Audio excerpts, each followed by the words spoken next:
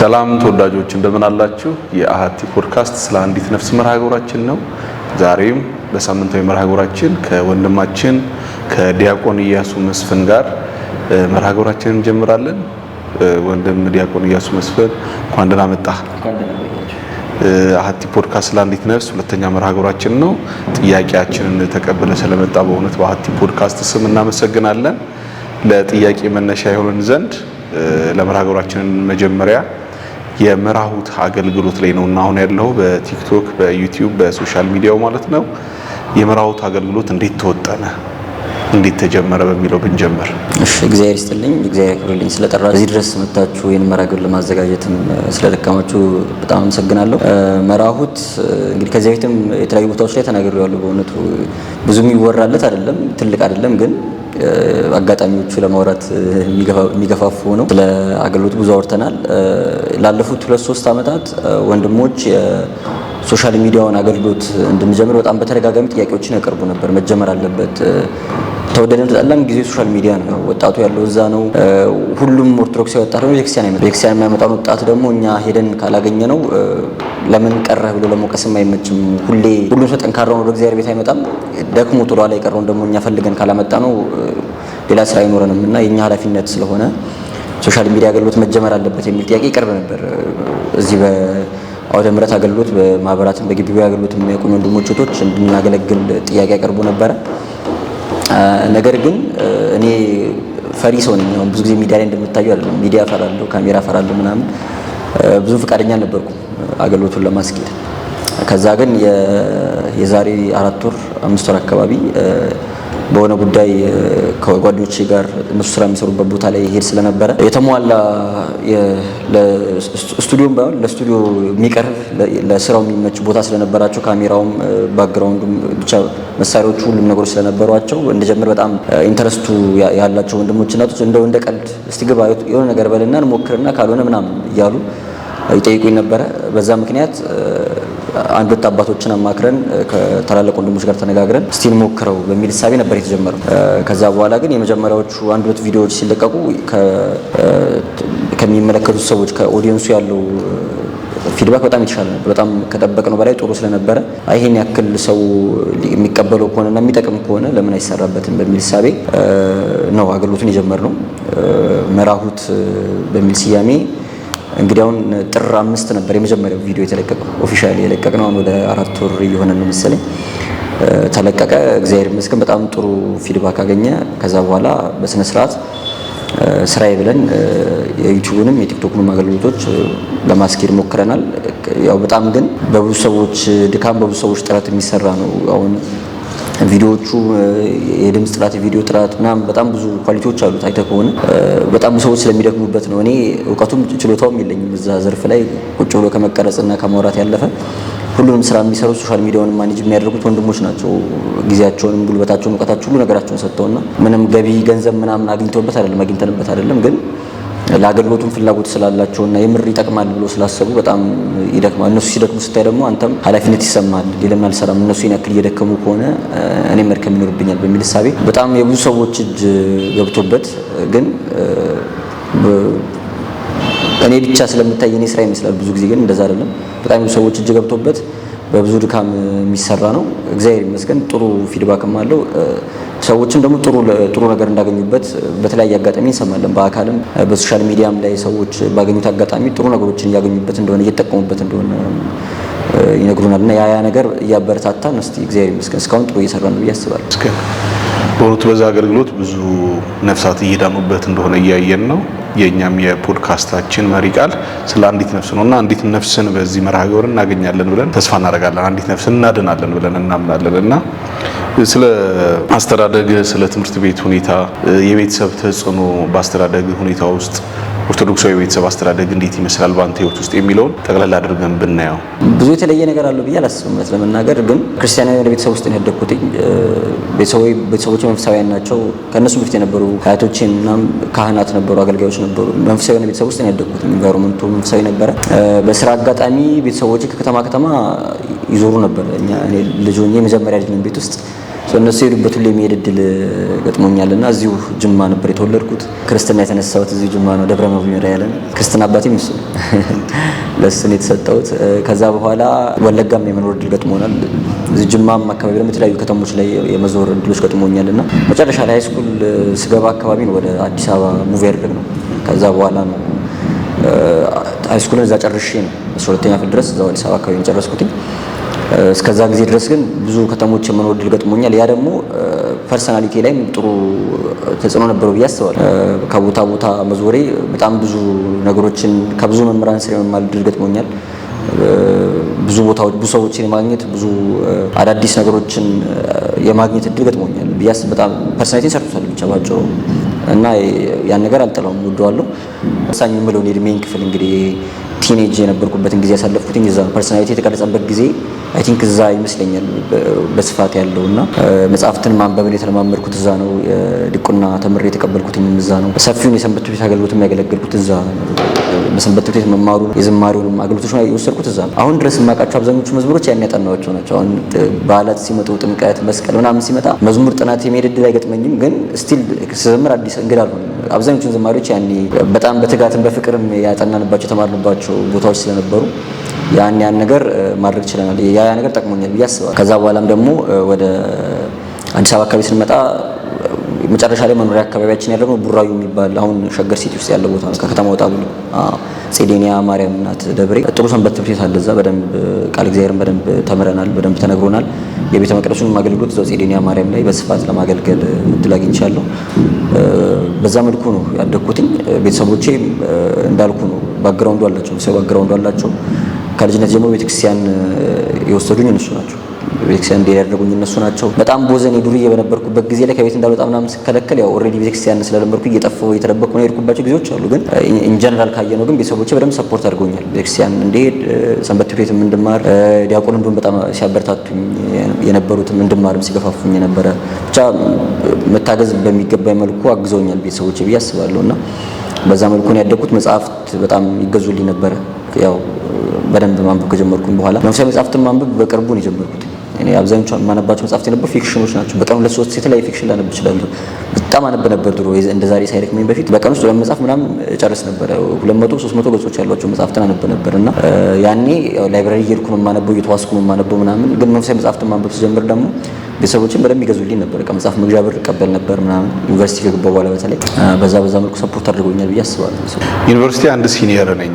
የተለያየ ካምፓስ ብንሆንም ጅማ ዩኒቨርሲቲ ነበር የተማርነው። እኛ ኪቱ ፉርዲሳ ካምፓስ ነው፣ ያንተ ሜን ግቢ ነው። እና የጅማ ዩኒቨርሲቲ ከአገባብ ጀምሮ እንዴት ደረሰ፣ እንዴት ህግ ገባ ያለውን የጅማ ዩኒቨርሲቲ አገልግሎት ብታጫውተን በነበርክባቸው 5 ዓመታት ጠቅላላ አድርገህ።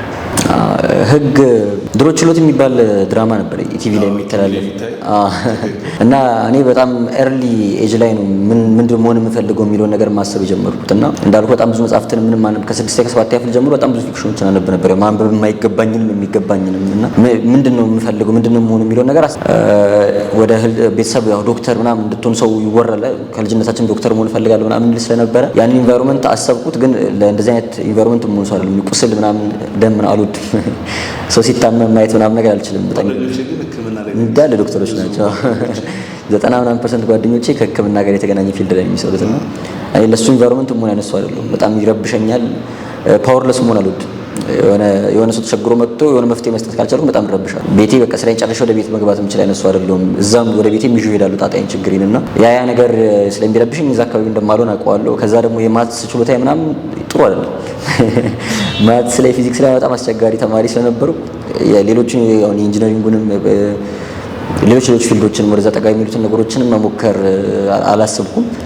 ሞር ኦፍ ሶሻል እንደሆንኩ ይገባኝ። ከዛ እንዳልኩ ችሎት ድራማን ምናምን ስናይ በጣም ደግሞ ከልጅነት የምላሳም ስለነበርኩ ምናምን ለህግ አካባቢ እንደምሆን አስብ ነበር። ለቤተሰቦቼ ስነግራቸው በጣም ደስተኛ ሆኑ።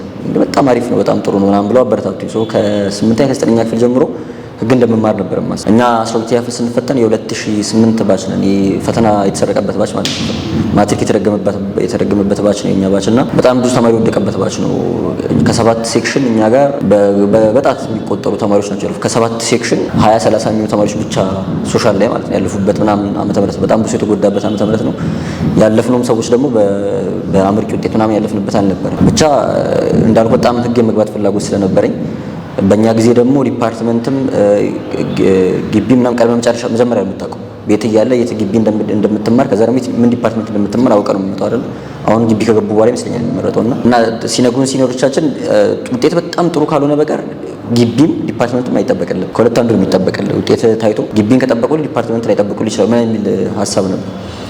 ውጤት የአዲስ አበባ ዩኒቨርሲቲ ያስገባኛል ብዬ ስለማላስብ አንደኛ ህግ ከሞላው በኋላ ሌሎች ግቢዎች ቢያንስ ልገባባቸው የምችላቸው ዩኒቨርሲቲዎችን ለመምረጥ ነበር የታሰበው። አንደኛ አዲስ አበባ ሙሉቼ ከዛን ጅማ፣ ሐዋሳ ምናምን ጎንደር የመሳሰሉ ግቢዎችን የሞሉት። ጅማ ሞላት ፈልጌ አልነበረም። በእውነቱ ሩቅ መሄድ ነበር የምፈልገው። ከዚህ በፊት ማላውቀው ቦታ ምናምን አይነት ሀሳብ ሩቅ ድሬዳዋ፣ ጎንደር፣ አረማያ ምናምን ነበር የምፈልገው። ግን ጊዜውም በቃ ሀገራችን ላይም ብዙም እንትን ያልነበረበት ነው። ቤተሰብም ብዙ ፍላጎት አልነበረው። ይጫኑኝ ነበረ። እነሱ ደስ እንዲላቸው ነበር ጅማ ሞላት። አይደርሰኝም ብዬ አስቤ ነበር። እስከ 3ኛ እስከ 4ኛ አይደርሰኝም ብዬ አስቤ ነበር። ጅማ ሞላው፣ ጅማ ደረሰኝ። ቤት ደስ አላቸው፣ እኔ ከፋኝ ማለት ነው። ስመጣ ግን በህይወቴ በጣም እግዚአብሔርን ከማመሰግንባቸው ነገሮች አንዱ ጅማ ዩኒቨርሲቲ መማሪ ነው። ለትምህርቱ ሳይሆን ለግቢ ቆይታ ማለት ነው። ጅማ በነበረኝ ቆይታ የኔ ህይወት በጣም በብዙ መንገድ ተቀይሯል ብዬ አስባለሁ። በጣም በብዙ መንገድ ተቀይሯል ብዬ አስባለሁ እና እንዳልኩ ገና ሃይስኩል ተማሪ ሆኜ ምናምን ነው ዲያቆን የሆንኩት። የቤተክርስቲያን አገልግሎት ላይ ነው ያደግኩት።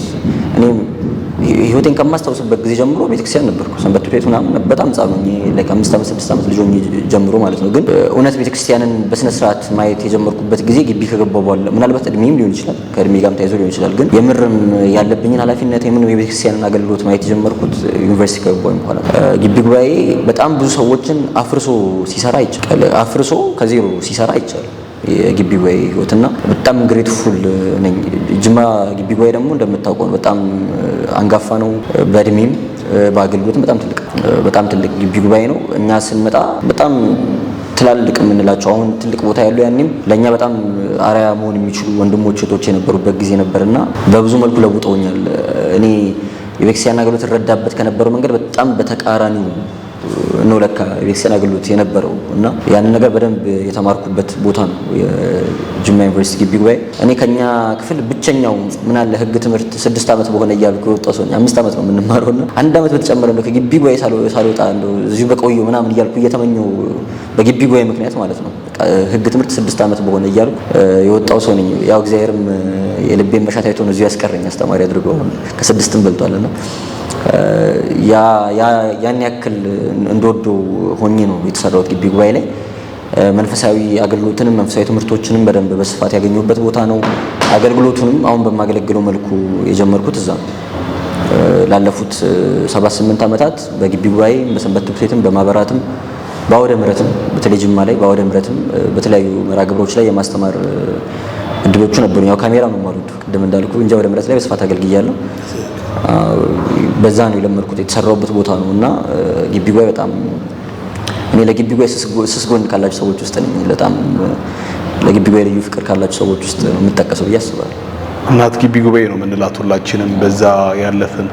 በተለይም በዩኒቨርሲቲ ቆይታችን በተለይም እኛም በነበርንበት በቴክኖ ግቢ ጉባኤ ስነ መላ ተቋም በምንለው ሁላችንም ግቢ ጉባኤ ናት የሰራችን። አሁን ላለንበት አገልግሎት አሁን ላለንበት ደረጃ ምንም ጥያቄ የለውም። በዛው ጠፍተን እንዳንቀር መስመር ሆና ወደ መስመር እንድንገባ ያደረገችን ግቢ ጉባኤ ናት። በዛ ውስጥ ካገኘናቸው መምህራን ካገኘናቸው ወንድሞች ውስጥ ደግሞ አንተ ነህ እና የግቢ ጉባኤ ድርሻ በእኛም በወንድሞችም ድርሻ በጣም ትልቅ ነው እና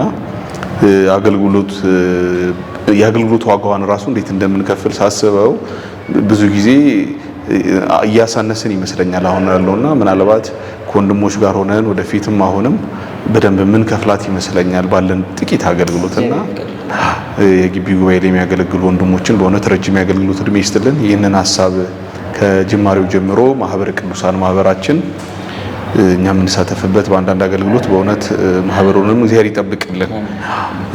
የግቢ ጉባኤ አገልግሎት በጥቂቱ አንስተናልና ለኦርቶዶክሳዊ ወጣቶች የግቢ ጉባኤ ለምሰሶና ማገር ነው። ምንም ጥያቄ የለውም። አንተ በነበርክበት አገልግሎት እንዴት ነበረ የወጣቶች ህይወት? ቅድም ስታነሳ ነበር ብዙዎችን የተቀየሩበት አሉ፣ ብዙዎች የተማሩበት አሉ፣ ብዙዎች የተለውጡበት አሉና ለአንድ ኦርቶዶክሳዊ ወጣት ወደ ዩኒቨርሲቲ ለሚገባ ግቢ ጉባኤን ግለጽ ብትባል ወይም ሚናው ምን ያክል ነው ብትባል እንዴት ትገልጽልናለህ? እንዳልኩ ነው አሁን በጣም ብዙ የሰንበት ቤት አገልግሎት የነበራቸው ያላቸው ወንድሞች እህቶች ይመጣሉ ወደ ግቢ ጉባኤ። መጀመሪያ ላይ በጣም ከባድ በጣም ሰንበት ቤት የለመደን ሰው ግቢ ጉባኤ እንዲያገለግል ማድረግ በጣም ከባድ። አገልግሎቱ ምናምን ስለሚለያይ አይደለም፣ ግን የሆነ የሚለይ ነገር ግን አለ፣ የተለየ ነገር አለ። አብዛኛው የግቢ ጉባኤ አገልግሎት ህይወት ተኮር የሚታይ አገልግሎት ላይ የሚያተኩር አይደለም። መዝሙር የምናቀርብባቸው ቦታዎች የተወሰኑ ናቸው። ተሰልፈ ብታቀርብ ወይ ክፍል ስብሰባ ስራ ምናምን ቢኖር በጣም ሊሚትድ ነው። አብዛኛው በጣም በቀጥታ የግቢ ጉባኤ አገልግሎት ከህይወት ጋር የሚገናኘው የራስን የጸሎት ህይወት፣ የራስን መንፈሳዊ ህይወት፣ የራስን የንስሐ ህይወት፣ የቅዱስ ቁርባን ህይወት ምናምን የምትሰራበት ቦታ ከተለመደው ሌላ ቦታው ላይ ከለመድነው አገልግሎት በጣም ለየት ይላል። በጣም ብዙ ጠንካራ ሰንበት ትምህርት ቤቶች አሉ፣ እኔ የተሳተፍኩባቸውም ከዛ ያዩዋቸው ምናምን። ግን አት ዘ ሴም ታይም ብዙ ሰንበት ትምህርት ቤቶች የሚታየው ነገር ላይ የማተኮር ልምድ አላቸው። በቃ ያጌጠ ያማረ ልብስ ለብሰን ወደ መሬት ላይ መዘመር ወይ ታቦት ማጀብ፣ በጥምቀት በመስቀል ከተካሄዱ ሰንበት ቤቶች ጋር በዚህ መንፈሳዊ ውድድር መወዳደር አለ፣ የተሻለ አገልግሎት በማገልገል ምናምን። ከዛ ግን እያንዳንዱ አባል ምን ላይ ነው የሚለውን ነገር መመልከት ላይ ክፍተቶች ያሉብን ይመስለኛል። 20 ዓመት 15 ዓመት ሰንበት ትምህርት ቤት አገልግሎ የንስሐ አባት የሌለው የሥጋው ደሙን የማይቀበል ሰው ማግኘት በጣም ኮመንት ነው፣ በጣም የተለመደ ነገር። የግቢ ጉባኤ አገልግሎት በዚህ ለየት ይላል ብዬ አስባለሁ። ይሰብርሃል፣ በቃ በደንብ ይሰብርሃል የሆነ ምክንያቱም ሰው ስታይ የምታየው ህይወታቸው ከመጀመሪያ ግቢ ጉባኤ ላይ ስትመጣ የሆነ አገልግሎታቸው ምናቸው ምናምን አይደለም፣ ህይወታቸው ነው የሰዎቹ ፐርሰናሊቲያቸው እና ስብር አድርጎ ነው ልክ ሲጀምር በመስበር ነው የሚጀምረው ግቢ ጉባኤ ያስባል። እና በጣም ብዙ ወጣቶች መጸለይ ይጀምራሉ በስነ ስርዓት። በጣም ብዙ ወጣቶች የምር ሰው መውደድ ይጀምራሉ። ግቢ ጉባኤ እናወራለን ከወንድሞች ጋር አሁን ተመርቆ ከወጡ ወንድሞች ጋር ስንገናኝ እናወራለን። እና ግቢ ጉባኤ ውስጥ ያለፍን ወጣቶች ካላለፉ ሰዎች ጋር ስንገናኝ እንዲሁ በቀላሉ መለየት ትችላለህ። ግቢ ጉባኤ ባክግራውንድ የነበረው ሰው ኢቭን በአገልግሎት ራሱ አሁን በግቢ ጉባኤ አገልግሎት አልፈው የሚያገለግሉና እንዲሁ የሚያገለግሉ ሰዎችን እንዲሁ አይተህ መለየት ትችላለህ። በቃ የሆነ የተለየ ነገር አለ። ግብዝነትም እንዳይሆንብኝ እግዚአብሔር ይጠብቀኝ፣ ግን የሆነ የተለየ ነገር አለ። እንደ ወንድሞቻችን መሆን አለመቻላችን ያስቆጨኛል። እነሱ የነበራቸው አይነት ስለሌለኝ ይቆጨኛል። ግን አለሁ በቃ አክቹዋሊ ህይወት ላይ ለውጥ የምታይበት ቦታ ነው። በጣም ትህትና አላቸው፣ በጣም ፍቅር አላቸው። እና ሁሌ የምንለው ነገር ምንድነው? ግቢ ጉባኤ ያለ ምክንያት ሰውንም ወደድ የምትለማመድበት ቦታ። ሰዎች ለምን እንደምትወዳ አትቀር፣ የት እንደሆነ አታውቅም፣ ስማቸውን አታውቅም ምናምን።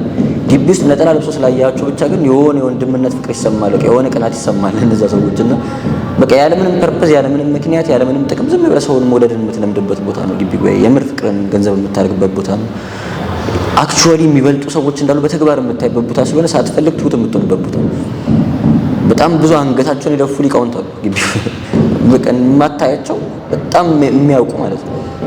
መንፈሳዊ ሕይወታቸው በጣም የሚገርም የሆነ በቅድስና የምጠራጠራቸው ሰዎች ይገጥመዋል። አንዳንዴ ይሄ ልጅ ግን የምትላቸው ሰዎች ላይ ይገጥመዋል። ግን እዩኝ ሲሉ አታይም፣ ለመታየት ሲሞክሩ አታይም ምናምን። እና ወጣቶችን እኔ የምር መንፈሳዊ መሆን እንዲችሉ ያገዘ ቦታ ይመስለኛል። ያው ኦብቪየስሊ ሁሉም ሰው አንድ አይነቱን አይወጣም።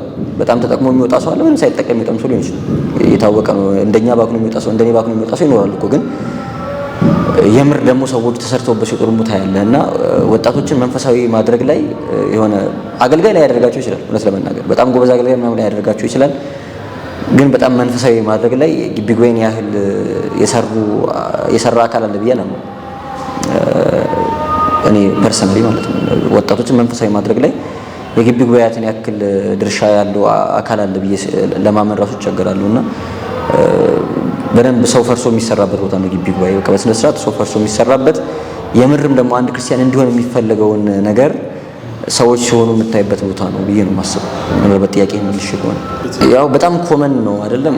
ሁላችንም የምናውቃቸው ከእድሜ ጋርም ከምን ጋር ተያይዞ የመጡ ፈተናዎች አሉ። ኦርቶዶክሳዊ ስለሆነ ስላልሆነም ብቻ ሳይሆን ያው ወጣት ከመሆን ጋር ተያይዞ አሁን ከጾታ ጋር የተገናኙ ፈተናዎች የተለመዱ ነገሮች ናቸው። ከዛ ደግሞ ከዚህ በፊትም ለማንሳት በተለያየ መራገር ለማንሳት እንደሞከርኩት እንደ ወጣት አሁን በጣም በተደጋጋሚ እየተፈተንበት አለ ብዬ የማስበው ነገር ለእግዚአብሔር ጊዜ ማጣት። ዘመኑ በጣም ፈጣን በጣም ይሮጣል እና ኪፕ አፕ ማድረግ አለብህ። ከጊዜው ጋር መሮጥ አለብህ። አብረው ያሉ ሰዎች እንዳይቀርሙ በጣም መታገል አለብህ። በጣም መፍጠን መቻል አለብህ። በትምህርትህም በስራህም በምን በቃ በጣም በፍጥነት ስለሆነ የሚቀያየረው ኢንቫይሮንመንቱ ኪፕ አፕ ማድረግ በጣም ከባድ ስራ ነው። ያንን ለማድረግ በሚደረግ ጥረት ውስጥ እግዚአብሔር የሚረሳ ይመስለኛል። ብዙ ሰዎች እግዚአብሔርን የትርፍ ጊዜ ስራቸው አድርገውታል። መንፈሳዊ ነገርን ጊዜ ሲኖር ሲመች ዋንስ ነው ኃይል የምታደርገው ነገር ከሆነ እግዚአብሔርን ትረሳዋለህ፣ ታጣዋለህ። የሆነ ያለህ ይመስልሃል እኮ እንደጠፋ አታውቅም። በጭንቅላት ውስጥ ክርስቲያን ነው፣ በጭንቅላት ውስጥ ከእግዚአብሔር ጋር ነው ያለው፣ ግን አክቹሊ ተግባሩ ስታየው ርቀሃል። እና ብዙዎቻችን ወጣቶች የምንፈተነው በሱ ይመስለኛል። ዘመኑን ለመምሰል ከዘመኑ ጋር ለመሄድ በሚደረግ ጥረት ውስጥ መንፈሳዊ የሆነ ነገር ይዘነጋል ብዬ አስባለሁ። ኑሮ በጣም አድካሚ ነው። አሁን አንድ ስራ ሰርተ በቂ ኑሮ መኖር የምችልበት ጊዜ አይደለም። የግድ ትርፍ ስራ ያስፈልጋል፣ የግድ ተጨማሪ ውጭ ያስፈልጋል። በእኛ ዘመን ብርቅ ሆኗል እኮ በጊዜ በወጣትነት በሀያዎቹ አጋማሽ ትዳር መስርተ ቤተሰብ መስርተ ምናምን ነገር ተረጋግተ መቀመጥ በጣም ከባድ ሆኗል። ኦልሞስት የማይመስል እስኪመስል ድረስ ከባድ ሆኗል። በቃ ደሞዝ ለቤት ኪራይ የማይበቃበት ምናምን ጊዜ ሆነ። ሰው 2-3 ቦታ መስራት ይኖርብሃል፣ በጣም መሮጥ ይኖርብሃል፣ በጣም ክሬቲቭ መሆን አለብህ፣ በጣም ተወዳዳሪ መሆን አለብህ ምናምን እና አድካሚ ሩጫ አለው። ይሄ ኑሯችን ዘመናችን በጣም አድካሚ የሆነ የሚያሮጥ ነገር አለ እና ያንን ሩጫ ስንሮጥ በጣም ማተር የሚያደርጉ ነገሮችን እንዘነጋ ይመስለኛል። እግዚአብሔርን እንዘነጋለን፣ ቤተሰብን እንዘነጋለን፣ ከቤተሰብ ጋር ጊዜ ማሳለፍ አንችልም ምናምን። ያንን ማድረግ የማንችልበት ጊዜ እኮ ይመጣል። እኛ ያልፍልናል፣ በሆነ ቦታ እንደርሳለን ምናምን ብለን ሳያልፍልን ቤተሰቦቻችን ያልፋሉ። በእውነት እግዚአብሔር ይጠብቀን ይሰውረን ከዚህ አይነት ነገር። ግን ይገጥማል። የሆነ ቀን ቤተሰቦች ደርሼላቸው አሳርፊያቸው ምናምን ያኔ ተረጋግቼ ቁጭ ብዬ አወራቸዋለሁ ምናምን ብለህ እየጠበቅ ግን እነሱ ያልፋሉ። ወይ ከነሱ ጊዜ አላሳለፍክም፣ ወይ ደግሞ አንተ የምትፈልገውን አይነት ወይ ገንዘቡ ምናምን ልታደርግላቸው የምትፈልገውን ነገር አላደርግላቸውም። ከሁለት ያጣህ ትሆናለህና በጣም ሩጫው ያዘናጋል እና በጣም ብዙ ኦርቶዶክሳውያን ወጣቶች ከእግዚአብሔር ቤት እንደጠፉ ከወላጆቻቸው እንደራቁ ምናምን ሳይታወቃቸው ጠፍተው የሚቀሩት እንደዛ ይመስለኛል። እና ቆም ብሎ ማሰብ ያስፈልጋል። የምር ማተር የሚያደርገው ነገር ምንድነው? አሁን የምሮጠው ሩጫ እግዚአብሔርን እያሳጣኝ ነው ወይ? የመሳሰሉ ነገሮችን መጠየቅ ያስፈልጋል። እንደዚያ ነገሮችን ጠይቆ እውነትም እንደተባለው ከእግዚአብሔር እየራቅንና እየጠፋን ከሆነ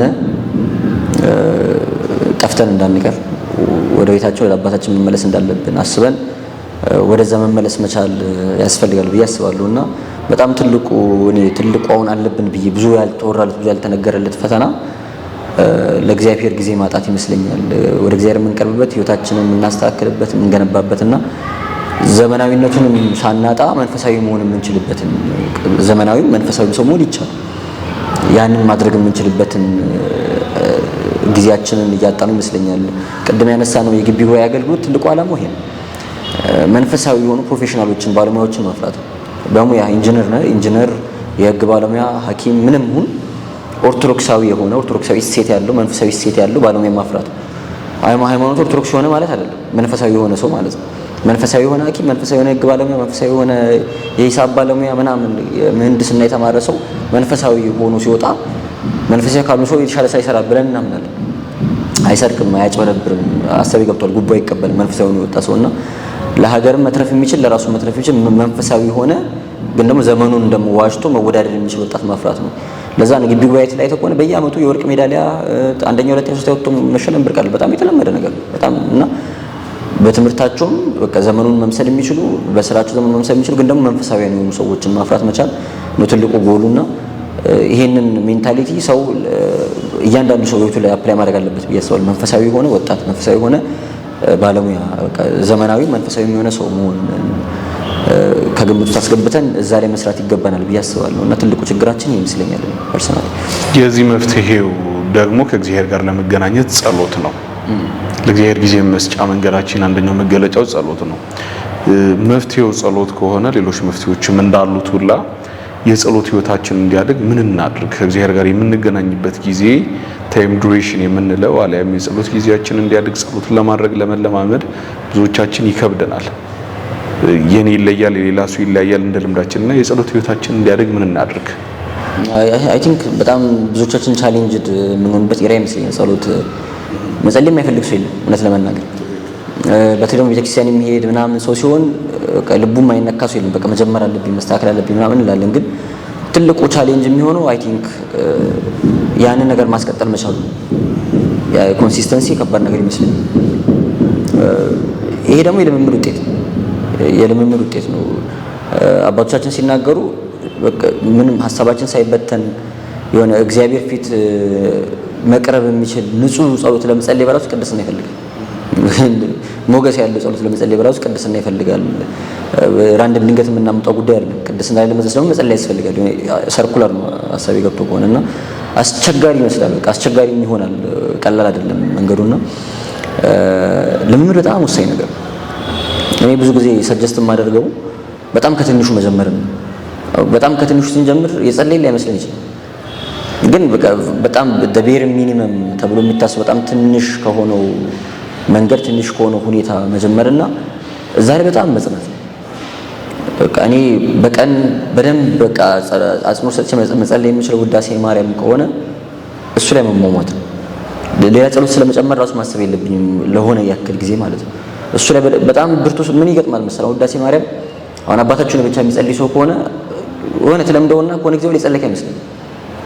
መቼ በጀመረ መቼ እንደጨረሰ ሳይታወቅ አባታችን ያለው። ስለዚህ ጸሎት እየመሰለ ስላልሆነ የበለጠ የጸለይክ እንዲመስል ውዳሴ ማርያም ተጨምርበታል። አሰብ ገብቷል። ጸሎቱ ረዘም ስታደርገው ነው የሆነ ጸሎት የጸለይክ የሚመስል በቃ የሆነ ከእግዚአብሔር ጋር የተነጋገርክ ይመስል ረዘም ሲል ምናምን ነገር ነው። ግን እንደዛ ነው። የጸሎቱ ርዝመት ወይም ማጠር አይደለም ከእግዚአብሔር ጋር አገናኝተዋል ምናምን የሚያሰኘው የልቦና ከፍ ማለት ነውና በአጭሩ ጸሎት እግዚአብሔርን ለማግኘት መሞከር በጣም ሰንፍ ሆነ ጧት ተንስ ውዳሴ ማርያም ለመድገም ከሰላም ለኪ ልጀምር። በቃ ሰላም ለኪን ጸሎተ እግዚእነ ማርያምና አንድ አባታችሁን ይጸልይ ልልመድ። ጸሎት መድገም አይደለም የሚባለው ሊትራሊ የሚደገመው በነገር ላይ ብዙ ሰው አይመስለውም። ጸሎቱ መድገም ማለት ሊትራሊ መድገም ነው። አባታችሁን 10 ጊዜ መድገም ሊሆን ይችላል፣ 12 ጊዜ መድገም ሊሆን ይችላል፣ ወይ 7 ጊዜ መድገም ሊሆን ይችላል። ይደገማል ጸሎት በራሱ። ረጅም ጸሎት መጸለይ ባችል ከልብ መጸለይ የምንችለው አጭር ጸሎት መደጋገም አንድ መንገድ ነው። ከዛ በኋላ እኔ ለጸሎት ሰዎች በጸሎት ኮንሲስተንት መሆን የሚፈልጉ ሰዎች እንዲያደርጉት መመክረው ነገር ነው ነገር የመጀመሪያው መጸለይ የሚችሉትን አጭር ጸሎት ማወቅ ከልባቸው ጋር ድረስ የሚል እና በቀላሉ ብዙ ሳይቸገሩ መጸለይ የሚችሉትን አጭር ጸሎት ከዛን በጣም ሲበረጡ ጸሎት ይጨምራሉ። ጸሎት ጨምረ ግን በጣም ስትሰንፍና በቃ ስትዝልና ያን አሁን የጀመርከውን አዲስ ረጃጅም ጸሎት መጸለይ የማትችል ሲመስል ከናካቴው ከመቶ ይልቅ ወደ ኋላ ትመለስና ያቺን ሁሌ በቀላሉ መጸለያትን አጭር ጸሎት ትጸልያለህ። ለምሳሌ ውዳሴ ማርያም ከሆነ ዕለት ጸሎቴ ነው። ውዳሴ ማርያም በደንብ ጸልያለሁ። ጸሎት መጨመር አለብኝ ብዬ ሳስብ ጧት ዳዊት መድገም ጀምራለሁ። የሆነ ጧት ግን በጣም ሰንፋለሁ። በጣም ድክም መስል በቃ ነገ ጸልያለሁ ብዬ ዳዊቱን ውዳሴ ማርያም ሁሉንም ትቼው ሳልጸልይ ልውል ማለት በጣም የደከመኝ ቀን ዳዊቱን እንኳን መድገም በቅት ቢያንስ ውዳሴ ማርያም መድገም አይከብደኝም። አጭር ስለሆነች የለመድኳት ስለሆነች ህይወቴ ጋር ስለተዋሃደች ማለት ነውና ውዳሴ ማርያም በደንብ ሳይዋሃደኝ ግን ሌላ ጸሎት መጨመር የለብኝም ብዬ አስባለሁ። ይሄ መጀመሪያው መንገድ ነው። ሁለተኛው መንገድ ደግሞ የሚያበረቱ ጸሎቶች መጸለይ። ለጸሎት የሚያበረቱ ጸሎቶች አሉ። ጸሎት መጸለይ እንድችል የሚያግዙ ጸሎቶች እና መጀመሪያ ራሱ እግዚአብሔር አምላክ እንድትጸልይ እንዲያስችል መጠየቅ መለመን መልመድ። ከዛ ደግሞ ለምሳሌ ውዳሴ አምላክ የሚባለው ጸሎት ለንስሐ ለጸሎት ለቅዱስ ቁርባን የሚያነሳሳ ጸሎት። የእሁዱ ውዳሴ አምላክ ሙሉ ጸሎቱ እንባስጠኝ በቃ ጌታዬ በፊት ማልቀስና አስለምደኝ በፊት መጸለይና አስለምደኝ ነው የጸሎቱ ይዘት በራሱ። እንደዚህ አይነት ጸሎቶችን ስትጸልይ መጸለይ እንድትለምድ ያደርጋል ማለት ነው። አሳቢ ገብቷል አይደል? በቃ ጸሎቱ በራሱ ጸሎትን አስለምደኝ ስለሆነ መዝሙረ ዳዊት አሁን ሁሌ የሚነገር ነው። ላይክ አባቶቻችን መምህራን ባገኙት አጋጣሚ ሁሉ የሚናገሩት ነውና ህይወት የሚሰራ ጸሎት በስለሰት ህይወት የሚሰራ ጸሎት የጸሎት ህይወትን ብትል የንስሐ ህይወትን ብትል የንባ ህይወትን ብትል ከእግዚአብሔር ጋር የመሆን ህይወትን የንስሐ ህይወትን በጎ መሆንን ተስፋ ለመቁረጥን ከእግዚአብሔር ጋር መጣበቅን ገንዘብ እንድታደርግ ከሚያግዙ ጸሎቶች መካከል መዝሙረ ዳዊት አንዱ ነው። ሰባት ክፍል ልክ እንደ ውዳሴ ማርያም በሰባት ቀን ተከፍሎ ይጸልያል አይደል? ያው ኦንላይንም ስላለ ማግኘት ይቻላል። ለምሳሌ ሰኞ ከመዝሙር 1 እስከ መዝሙር 30 ማክሰኞ ከ31 እስከ 60 እያደረግ በሰባት ቀን ተከፍሎ ይጸልያል። እንደዛ መጸለይ ባትችል ግን ያቅምህን ያክል ጸልይ ነው የሚሉት አባቶቻችን። ዛሬ ጧት ተነስቼ አንድ ንጉስ 10 መዝሙር መጸለይ የምችል ከሆነ ዛሬ 10 ከ1 እስከ 10 ጸልያለሁ። ነገ ከ11 እስከ 20 እያልኩኝ በ15 ቀን 150 አደርሳለሁ ማለት ነው። ያ በጣም ከከበደኝ ደግሞ 5 መዝሙር በወር ውስጥ መዝሙረ ዳዊት 150 አደርሳለሁ። ኮንሲስተንት ይገብቷል አይደል? አይ ሰዎች 30 ስለሚደግሙ 30 መድገም አለብኝ ብዬ ከጀመርኩኝ ከሁለት ቀን አልሻገርም። ልምድ የለኝም። የለመደ ሰው የሚችል ሰው ነው እንደዛ የሚጸልይ። ጠዋት ያን ጸሎት ለመጸለይ አቅም ከሌለ ማታ የማትጸልይበት ምንም ምክንያት የለም። በቤተክርስቲያናችን ስርዓት የግድ ጠዋት ወይ ደግሞ ከምግብ በፊት መጸለይ ያለበት ጸሎት ቅዳሴ ብቻ ነው። ከሰዓትም ቆይ ከምግብ በፊት ከተበላ በኋላ ይጸለይ የሚባል ሌላ ጸሎት የለም። ከቅዳሴ ውጭ ምዕመናን ከሚጸልዩት ጸሎቶች ውስጥ ማለት ነውና ኤኒ ታይም ብትጸልዩ አይከለክልም ስርዓቱ። እንደ አባቶቻችን በስነ ስርዓት ጎበዝ ኮንክ በጧት ተነስተህ ትደግማለህ። ያንን ማድረግ ካልቻልክ ግን እኔ ማታ ማታ አንዳንድ መዝሙር ከመጽሐፍ ቅዱስ አንብቤ ቤተኛ ከማይጸልዩ ሰው ይሻላል። እቺን ኮንሲስተንትሊ ማስቀጠል ከቻልኩኝ ነገ የተሻለ ጸሎት ማድረግ የሚችል ስለመሆን ማለት ነው። ምንም ካለ መጸለይ አንዷን መዝሙር ማታ ከመተኛት በፊት መጸለይ ትልቅ ነገር ነውና እንዳቅማችን 3 መዝሙር 5 መዝሙር እያደረግን የሚያግዙ የሚያበረቱ ጸሎቶችን መጸለይ መልመድ። ሌላኛው ግን በጸሎት ህይወት ኮንሲስተንት ለመሆን የሚያግዘው ቃል እግዚአብሔር መማር ነው። ብዙ አይመስልም። ለምን መሰለህ? ለምሳሌ ቤተክርስቲያን ስትሄድ የሚሰማ የሆነ መንፈሳዊ እንድትሆን የሚያነሳሳ ስሜት የለም። ልክ ስትወጣ የሚተው ቢሆን ራሱ ልክ ወጣ በኋላ እንኳን ቢጠፋ ቢያንስ ግን እዛ ቦታ ላይ ስትሆን በጣም የት ነው ያለሁት? ምን ላይ ነው ያለሁት? ለምንድን ነው የማልጸልየው? ለምንድን ነው ቤተክርስቲያን የሚለውን ስሜት እንዲሰማህ ያደርጋል። እና ያ በራሱ መንፈሳዊ እንድትሆን ያግዛል። መንፈሳዊ እንድትሆን ያግዛል። ወዘህጎ ያነብብ መዓልተ ወለሊተ ወይከውን ከመጽንተ ትክልታ በመሐዘማይ እንተ ትውፍሪሃ በበጊዜሃ ይላል መዝሙር 1 ላይ እና የእግዚአብሔርን ሕግ በቀንም በማታም የሚያነብ የሚሰማ ሰው በየጊዜው ፍሬዋን እንደምትሰጥ ቅጠሎቿም እንደማይረግፉ በወንዝ ዳር ለተተከለ ዛፍ ይሆናል ይላል። በወንዝ ዳር ያለ ዛፍ አይጠማው፣ ውሃ አለው። ሁሌ የማያቋርጥ የውሃ ምንጭ ስላለው ቅጠሉ ደርቆ ሊረግፍ አይችልም፣ ፍሬ ለማፍራት አይችልም። የእግዚአብሔር ቃል በህይወቱ የሚፈስበት ሰውም ልክ እንደዛ ነው። ቅጠሎቹ ሊረግፍ ቅጠል ማለት እምነት ነው። እምነቱን አያጣም፣ ሃይማኖቱ አይረግፍበትም። ፍሬ ማለት ምግባር ነው። በየጊዜው ምግባሩ ይታያል። ቃል እግዚአብሔር ኮንቲኒየስሊ ህይወት ውስጥ ስለሚፈስ ስለማይቋረጥ ማለት ነውና ቃል እግዚአብሔርን ኮንቲኒየስሊ መማር መልመድ ያስፈልጋል። ስብከት መስማት ማለት ብቻ አይደለም፣ መንፈሳዊ መጽሐፍትን ማንበብ። አሁን ቤተክርስቲያንን ቃል እግዚአብሔርን እንማራለን። ቤታችን ስንሆን ዘመኑ ጥሩ ነው፣ በእጃችን አለ ቃል እግዚአብሔር። ኤኒ ታይም ኤኒዌር መማር እንችላለን። ቤት ውስጥ ስንሆን መዝሙር ማድመጥ፣ ስብከቶችን ማድመጥ፣ ከዛ መጽሐፍትን ማንበብ፣ መንፈሳዊ ነክ የሆኑ መጽሐፍትን ማንበብ ምናምን። አይ ቲንክ አሁን መንፈሳዊ ነገር መማር ምንም ሲባል አሁን በጣም ለምደ ነው። በጣም እውቀት ተኮር የሆነ ይመስለኛል። አዲስ ነገር ማወቅ ላይ ምናምን እውቀት በጣም ጥሩ ነገር ነው፣ እግዚአብሔር ይመስገን። ግን እውቀት ብቻውን ደግሞ ጥቅም የለም። የምታነበው ለመናፍቃን መልስ ለመስጠት ብቻ ከሆነ ወይ አዋቂ መስሎ ለመታየት ብቻ ከሆነ ምናምን ሲሆን ብዙ ላታተርፍ ትችላለህ። ብዙ ነገር አውቀህ ግን ጌታ ሲመጣ አላውቃቸውም ከሚባሉ ሰዎች መካከል ልትሆን ትችላለህ። ገብቶሃል? እውቀት ብቻውን እንትን አይልምና መንፈሳዊ ሕይወትን የሚያጎለብቱ መጽሐፍትን ማንበብ፣ ስፒሪቹዋሊ እንድታድግ የሚያግዙህን እንደዚህ አይነት ስብከቶችን መስማት፣ እንደዚህ አይነት መዝሙሮችን ማድመጥ፣ ደስ የሚያሰኝ መዝሙር ብቻ ሳይሆን ልብ ጋር የሚደርስ መዝሙር መስማት ጥሩ ነው። ልብ ጋር የሚደርስ መዝሙር ከአንድ ወንድሜ ጋር ሰሞኑን እያወራን ነበረ፣ ለአገልግሎት ከመጡ ወንድሞች ጋር እና ከሚዘምሩ ወንድሞች ጋር በቃ መዝሙሮቻችን የእግዚአብሔርን ፍቅር ብቻ የሚናገሩ ሆነ አስቸግረዋል። ታውቃለህ? እግዚአብሔር ይፈርድብሃል የሚል መዝሙር ገጥሞ ያውቃል? አሁን ድሮ እነ ኪነ ጥበብ ይዘምራሉ። በስራዬ ቲዩን መግቢያዬ ምንድነው ምን አይነት ህይወት ነው እየኖርኩ ያለሁት? እኔስ በምግባሬ ደካማ ሆኛለሁ አይነት ብዙዎች ትዘምራለህ። አሁን በቃ ይወድኛል፣ ይለይብኛል፣ ምናምን ለኔስ ልዩ ነው፣ ለኔ ጥሩ ያደርግልኛል አይነት መዝሙሮች ናቸው እየበረከቱ ያሉትና ኃጢአት ውስጥ በደል ውስጥ መሆንን እንድታስብ፣ ንስሐ መግባት እንዳለብህ እንድታስብ፣ የእግዚአብሔርን ፍርድ እንድታስብ። አሁን የበገና ዝማሬዎች አይተኮን ተዘክሮተ ሞት አላቸው። ሞትን እንድታስብ ያደርጓል። በቃ ሁሌ ሞትን የሚናገር ነገር አታጣበትም። እግዚአብሔር እንድታስብ ያደርጋል፣ ፍርዱ እንድታስብ ያደርጋል። እና እንደዚህ አይነት ነገሮችን ማዘውተር ጥሩ ነው። ልክ መንፈሳዊ ነገር በሰማ ቁጥር ልቤ ይነሳሳል ለመጸለይ። እኔ በጣም የሚያግዙኝ ፐርሰናሊ ለምሳሌ ስንክሳር ማንበብ፣ የአባቶችን የቅዱሳን አባቶችን እናቶቻችን ታሪክ ማንበብ ምናምን። ልክ አንብበህ ስትነሳ ራስን ትጠላለህ።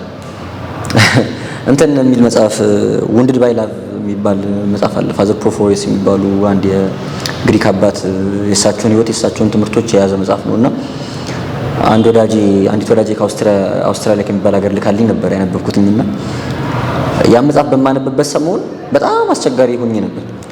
ዩዥዋሊ መጽሐፍትን የማነበው ቤቴ ውስጥ አለ። ቤቴ ውስጥ ቁጭ ብሎ ማንበብ ይከብደኛል።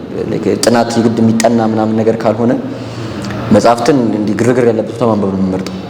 ታክሲ ውስጥ ወይ ካፌ ቁጭ ብዬ ምናምን ቤት ምናምን ሰው እንቅልፍ ይመጣል። ጭር ያለ ቦታ ምናምን ሲሆን ግን እንዲህ ወሬ ያየው የመሀሉ ቃና እያልኩ ሳነብ ምናምን ነገር ይቀለኛልና ሰዎችን ቀጥሬ ሰዎች እስኪመጡ መጽሐፍ አነባለሁ። እንትን እቺ ኢን ቢትዊን ቲንግስ ያለችውን ሰዓት መጠቀም ጥሩ ነገር ይመስለኛል። ብዙ ወጣቶች ከሚሸወዱባቸው ነገሮች አንዱ ይሄ ይመስለኛልና ለምሳሌ 8 ሰዓት ላይ የሆነ በጣም ወሳኝ ጉዳይ ካለ ከዛ 6 ተኩል ላይ ሌላ ስራ ከጨረስክ ከ6 ተኩል እስከ 8 ሰዓት ያለው ጊዜ ላይ ብዙ ሰው ስራ ይሰራል። የሆነ ነገር አድርግ ሲባል 8 ሰዓት ያለው ነገር ስለሚያስብ ያቺ ሰዓት ትባክናለች በማለት እና ያቺ ሰዓት የግድ ረጅም ሰዓት አያስፈልግም። 15 ደቂቃ 30 ደቂቃ በአንድ ድርጊትና በአንድ ድርጊት መካከል ካለ ማንበብ ትችላለህ፣ መንፈሳዊ ነገሮችን ማድረግ ትችላለህና ሰዎች እስኪመጡ ምናምን ሰዎች ሲያረፍዱ ቁጭ ማንበብ እወዳለሁ እና የእኚህን አባት ንግግሮች የህይወታቸው ምናምን አነብና በጣም ይከፋኛል። ሰዎች ሲመጡ አኩርፌ ነው የምጠብቃቸው። ስላረፈዱ ያኮረፍኩ ምናምን ይመስላቸዋል እነሱ፣ ግን እኔ ኦልሬዲ በቃ ያለህበትን ቦታ እንድታይ ስለሚያደርግ ነው። ገብቶሃል? ራስህን የምር ግን የት ያለሁት ሰው እንደዚህ የሚኖር ከሆነ በጣም ሞደርን አባት ናቸው፣ የቅርብ ጊዜ አባት ናቸው፣ ብዙ ሩቅ አይደሉም። ግን ሰው እንዲህ የሚኖር ከሆነ ለምንድን ነው እኔ እንድትል ያደርጋል። እሱ መጸለይ እንድትፈልግ ያደርጋል። እግዚአብሔርን ማናገር እንድትፈልግ ማልቀስ እንድትፈልግ ያደርጋል። እና መንፈሳዊ መጽሐፍትን ማንበብ መንፈሳዊ ቃል እግዚአብሔርን ባጭሩ መጽሐፍ ቅዱስን መጽሐፍትን በማንበብ በመዝሙር በስብከቶችን ባገኘው አጋጣሚ ሁሉ መንፈሳዊ ነገሮችን ኤክስፒሪየንስ ማድረግ መጸለይ እንድትፈልግ ያደርጋል። ሰው የጸሎት ህይወቱን ማሳደግ የሚፈልግ ሰው ኢንቫይሮንመንቱን መንፈሳዊ ማድረግ መቻል አለበት። በቃ ላይክ ኢንቫይሮንመንት በጣም መዝናናት የበዛበት ከሆነ ቲክቶክ ስትከፍት ወይ ሶሻል ሚዲያ ስትከፍት አብዛኞቹ ይመጣል ፊድ እንድትስቅ ምናምን የሚያደርግ ከሆነ ሞር መሳቅን እንድትፈልግ ያደርጋል እንጂ መለስ ብለህ መጸለይ እንድታስብ ያደርጋል። ሶ ኢንቫይሮንመንት መንፈሳዊ ከሆነና መንፈሳዊ ነገሮችን እንድታስብ የሚያደርግ ከሆነ ሞር ወደ እግዚአብሔር ለመቅረብ እንድትፈልግ መጸለይ እንድትፈልግ የበለጠ መማር እንድትፈልግ ያደርጋልና ጸሎት ህይወትን መለማመድ የሚፈልጉ ሰዎች ማድረግ ካለባቸው ነገሮች አንዱ ዙሪያቸውን መንፈሳዊ ነገር እንዲበዛ ማድረግ ነው። ቅዱሳን ህይወትን ማንበብ፣ መንፈሳዊ መጽሐፍትን ማንበብ፣ መንፈሳዊ ዝማሬዎችን መስማት፣ ቃል እግዚአብሔር ኮንቲኒየስሊ ባገኙት አጋጣሚ ሁሉ መማር። በቃ እኔ በቀን አንድ ስብከት ሳልሰማ አሉልም መሆን አለበት ፕሪንሲፕላችን። በሳምንት አንዴ እሑድ ቤተክርስቲያን ስንሄድ አለም ቃል እግዚአብሔር መስማት ያለብን። በቀን ውስጥ ቁጭ ብዬ የምማርበት የሆነ ሰዓት ያስፈልገኛል። ታክሲ ውስጥ ስትሄድ እኮ መስማት ትችላለህ ስብከት፣ የግድ ቁጭ ለኖት እያስክ መሆን የለበትም። ያንን ማድረግ ብችል ጥሩ ነው። ካልሆነ ግን ጭራሽ ካለመስማት መንገድ ላይ እየሄድክ መስማት ይሻላል።